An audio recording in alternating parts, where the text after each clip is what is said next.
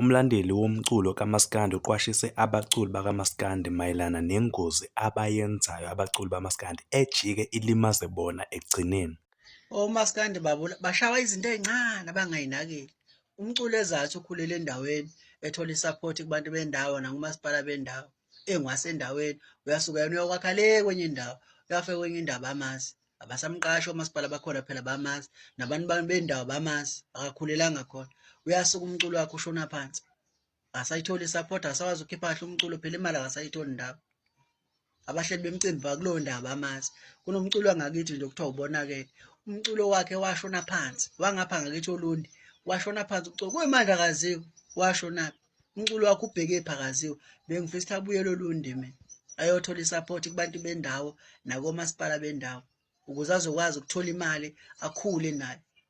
OMaskandi bayibheke le nto, iyabalimaza.